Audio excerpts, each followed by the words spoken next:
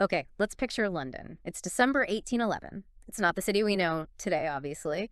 Think shadows, bustling docks, grime, not much gaslight yet. The night feels, well, big and unknown. Yeah, and suddenly this city is just gripped by this intense fear, like absolute terror. People are literally barricading themselves inside their homes. Why? Because of two brutal attacks just 12 days apart, wiping out whole families. It was a kind of panic London hadn't really experienced before. Yeah. The sheer brutality of it, Right. right in people's homes, shook everyone. And you've brought us a whole stack of material on this, the Ratcliffe Highway Murders. We've got contemporary accounts, later investigations, historical takes. So our mission for this deep dive is to sift through it all. We want to get the key facts straight, understand who might have been responsible, and really explore what these horrific crimes tell us about, well, London back then, public fear, and maybe surprisingly, how it pushed towards modern policing. Absolutely. Yeah. It's one of those cases that really forced society to look at itself, at its limitations, and triggered some major changes. So let's set that scene. We're in the Ratcliffe Highway area, London's East End, 1811. Right, not a quiet neighborhood. Think busy, maritime docks, sailors, pubs, lots of people coming and going. And that's where the first horror happens, December 7th. Yeah, at number 29 Ratcliffe Highway, Yeah. the home and shop of the Marr family. And the victims. It was just devastating. 4 people. Timothy Marr, he was the shop owner, a draper, only 24. His wife Celia, same age. Their baby son Timothy Jr., just a few months old. Oh, God. And their apprentice, James Gallen, who was only 14. And how was it discovered? The sources make it sound eerily quiet at first. It was. The servant girl, Margaret Jewell, she'd been sent out on an errand. When she got back, the place was locked up tight, but from the inside. Okay. She called out, nothing. Silence. So eventually, neighbors got involved. A local watchman was called, and they had to literally break the door down. And inside. So it's carnage. It's the only word for it. The way they were killed. Yeah. It's one of the most brutal details in all the accounts. Truly horrific. The main weapon seems to have been something heavy, a blunt instrument. Most sources agree it was likely a shipwright's maul. Like a giant hammer. Exactly. Used for shipbuilding. The victims' heads were just crushed. Terrible force. And their throats were cut too. Some analysis suggests maybe that was done after the initial blows, possibly to make sure, or something else. Grim. And the mall itself was found there. It was. Covered in blood, lying right there near the bodies. A direct link to that maritime world.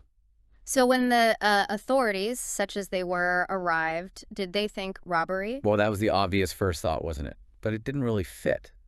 Not much seemed to be actually taken. And the really strange thing, a fair bit of money was just left untouched in the house. So if it wasn't robbery, what? Exactly. The sheer violence, Yeah. killing everyone, including the baby. Yeah. It just left them baffled. No clear motive. And just as London is trying to process this horror, trying to figure out the why, it happens again. Unbelievably, yes. Only 12 days later, December 19th. We're the same. Nearby, at the King's Arms Pub on New Gravel Lane. Not far from the Marr shop at all. And another family targeted. Yes, 3 more people killed. John Williamson, the publican, he was 56. His wife, Elizabeth, 60. And their servant, Bridget Harrington, in her 50s. But wasn't there a survivor in this case? Thankfully, yes. Their young granddaughter, Kitty Stillwell. She was asleep upstairs, and somehow the killer or killers just missed her. She was unharmed. And how was this crime discovered? Also quite dramatic, wasn't it? Yeah, a lodger in the pub, John Turner, he heard noises downstairs, terrible noises. But instead of investigating, he had the presence of mind to tie bed sheets together, climb out the window, and go get help. Wow. His quick thinking probably saved Kitty's life. He raised the alarm before anyone found her. And the method. Same horrific violence. Very similar, yes. Again, brutal head injuries with a blunt object and throats cut. But the weapon found this time wasn't the maul. It was an iron bar, maybe a ripping chisel found on the premises. The maul from the Marr scene wasn't there. So 2 massacres. Close together, nearby, same horrific methods. The fear must have been Off the charts. Yeah. Absolute citywide panic. People thought there was a monster on the loose, just randomly slaughtering families. Newspapers fanned the flames, with graphic details. People stopped going out after dark, buying weapons, bolting doors. You could feel the terror. And the police at the time? Well, there wasn't really a police force like we know it was there. No, not at all. This was pre-Peel. You had the Bow Street Runners, a very small group of early detectives, basically, and then local parish watchmen, often old guys, not very effective. So completely overwhelmed by this. Utterly. They had no idea how to handle something this brutal, this widespread. And the public was furious, especially after the second attack. Huge criticism. So these awful events actually forced a change. They really did. It was a brutal demonstration that the old system just couldn't cope. The Ratcliffe Highway Murders became a key argument, probably the key argument, for why London needed a proper, organized, professional police force. The panic fueled the demand for reform that led to the Met Police a decade or so later. Incredible pressure, then, to find someone. How did the investigation in that era without forensics finally land on a suspect? Well, it relied heavily on public information. Big rewards were offered £500, which was a fortune then. Witness statements, sightings, it was all very visual, very reliant on what people saw or heard. And they eventually focused on one man, John Williams. That's right. He was a sailor, like 27, Irish or maybe Scottish background. He became the prime suspect. And what was the connection? Why him? He knew the area, and crucially, he had links to Timothy Marr. Williams had stayed at the Pear Tree Pub, which was nearby. Timothy Marr also used to go there, maybe lodge there sometimes, along with some of his former apprentices. Williams had even sailed on the same ship as Marr previously. Okay, so there's a link there. What evidence did they actually have against him? It was pretty much all circumstantial. And looking back, some of it seems quite shaky, you know. Like what? Well, he said he was short of money. Then there was the maul. Remember the weapon from the first murder? Yeah. Turns out a maul matching the description belonged to one of Williams's shipmates, and it was kept in a tool chest at the Pear Tree Pub, where Williams lodged and had access. Ah, okay. That's significant. It was seen as key evidence. Plus, he had witnesses claiming they saw him acting suspiciously near the crime scenes. So stories about him having bloodstains or washing clothes late at night. There were also some reports, though contested, of him making remarks that sounded incriminating. Right. So based on that collection of things, they arrested him. They did. He was arrested, questioned intensely. But then, things took another sharp turn. On December 28th, literally days before he was due to stand trial, he was found dead in a cell. Dead. How? The official verdict was suicide. He'd apparently hanged himself using a scarf. And just like that, the case was closed. Pretty much immediately. Despite him being dead, the magistrates held a sort of public review of the evidence against him and formally declared him the sole killer responsible for both massacres. But they didn't just leave it there, did they? There was that whole bizarre public ritual afterwards. Oh, yeah. It was extraordinary. It's almost medieval, like you said. Yeah. They wanted to show the public very definitively that the threat was gone. So they put William's body on a cart. His body? His body. Oh. Along with the supposed murder weapons, the maul, and the iron bar displayed right there. And they paraded this cart through the streets, right past the Marr shop and the King's Arms pub. Wow. Then finally, they took him to a crossroads for burial, which was traditional for suicides or major criminals. And they drove a stake through his heart. Just to hammer the point home. The monster is dead. It's over. Exactly. It was pure public theater, meant to calm the terror. But, and this is the crucial part, despite that official verdict, despite the stake through the heart, doubts about Williams started almost straight away. Was he really the only killer? Was he even guilty at all? And those doubts have never really gone away. Why?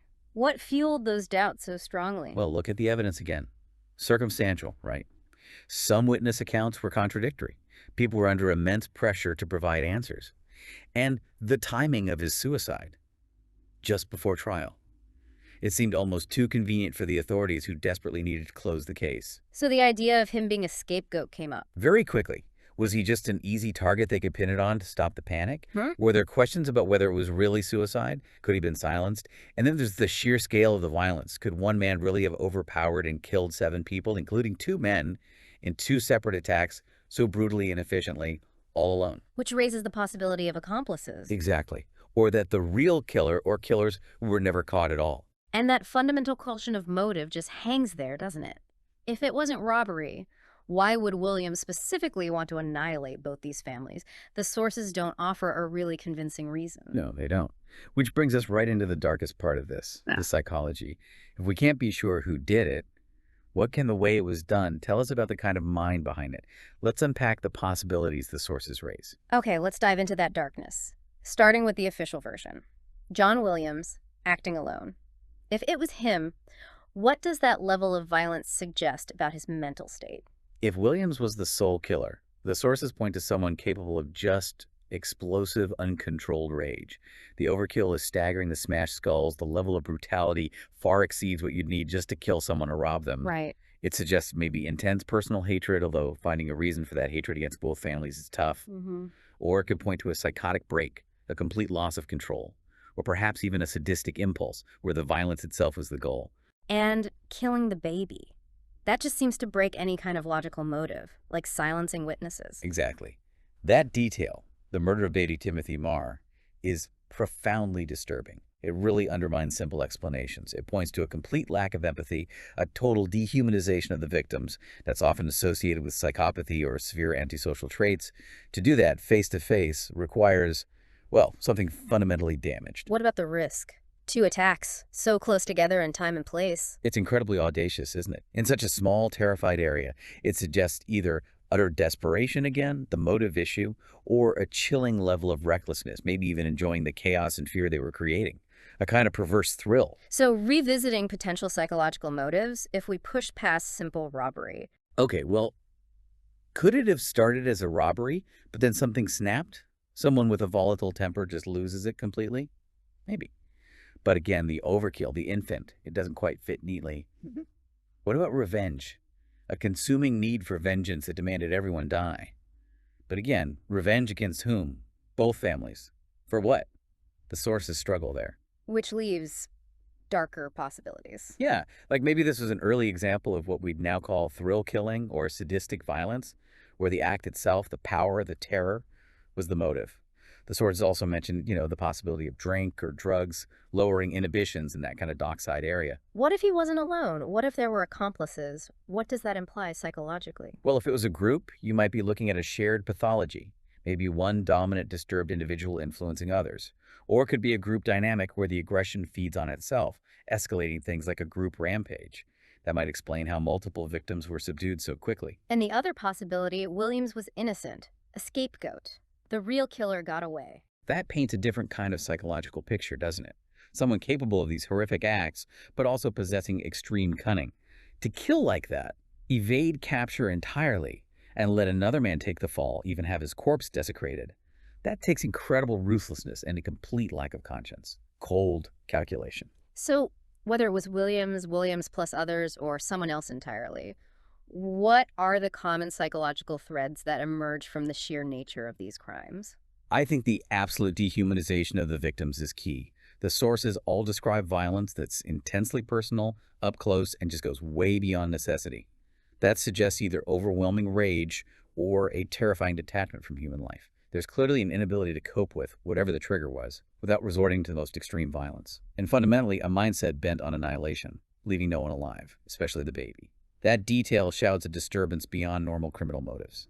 Beyond the mind of the killer, these murders had a huge ripple effect on society. Oh, massive. It's seen as a landmark case, not just for its horror, but because it laid bare the total failure of 19th century policing in London. The watchmen, the few runners, they just couldn't cope. It was the wake-up call they couldn't ignore. Exactly. The public terror and the authorities' helplessness provided the undeniable proof that something had to change, leading directly to the push for a professional, organized force like the Metropolitan Police. And has the case been re-examined over the years? Constantly. It holds this dark fascination. Historians and writers like P.D. James and T.A. Critchley, who wrote The Mall and the Pear Tree, have dug back into the records, scrutinizing the evidence. Many have seriously questioned the official conclusion about Williams being the sole killer, pointing out the inconsistencies and arguing for accomplices or even his complete innocence. Let's think about the psychology of the public and the authorities again. That intense fear must have driven the need for an answer, any answer. Absolutely. The pressure was enormous. People needed reassurance. They needed a culprit. Williams' death provided that, maybe too conveniently. It allowed for a quick resolution, perhaps before all avenues were truly explored. And that public shaming ritual with his body, that was catharsis as much as justice, releasing collective fear and anger. And calling the killer a monster. It's how societies cope with the incomprehensible, isn't it? If someone does something that seems inhuman, labeling them a monster puts them outside the bounds of humanity, makes the horror slightly more manageable, perhaps. Creates distance. The case even bled into culture, didn't it? Yeah, it became legendary, a symbol of urban terror. It influenced writers like Thomas de Quincey. His essay On Murder, considered as one of the fine arts, certainly echoes the atmosphere of the time. It cemented itself in the public imagination. So we circle back finally to that persistent nagging question, the motive. It's the enduring puzzle. If you rule out simple robbery, if clear revenge doesn't fit both families, what's left? Was this someone running amok, a sudden psychotic explosion triggered by something unknown? Or was it something colder, more calculated, an early form of killing for the thrill, for the terror itself? The murder of the infant, especially, resists any easy answer. It makes the why potentially senseless, and that's perhaps the most terrifying thought of all. Okay, let's try and pull the threads together from this deep dive. Right. We had two absolutely horrific massacres in London, December 1811. They caused unprecedented panic and starkly revealed how inadequate the old policing system was. The investigation focused on one man, John Williams, a sailor with some connections to the victims. But his sudden death in custody, ruled a suicide, led to him being swiftly declared the sole killer in this really gruesome public display. Yet, from almost day one, serious doubts arose about his guilt, doubts that persist today. The evidence was circumstantial, the timing suspect, raising possibilities of him being a scapegoat or having accomplices. And looking purely at the nature of the crimes, the extreme violence, the overkill, the killing of the infant points towards a mind capable of immense rage, a profound lack of empathy, maybe even sadism. The true motive remains deeply elusive. It's a case that really did change history, pushing towards modern policing, but it also leaves us staring into a kind of abyss. It really does. A chilling example of extreme violence that society struggled and still struggles to fully comprehend. And maybe that's the final thought for you, our listener. This case forces us to confront the possibility of violence that might just be senseless, absolute destruction without a neat why. And it shows how that desperate need for answers when faced with such horror can sometimes push us towards conclusions that feel final but might just obscure a more complex or even unknown truth. The full story of the Ratcliffe Highway Murders, maybe it's still out there, lost in the fog of history.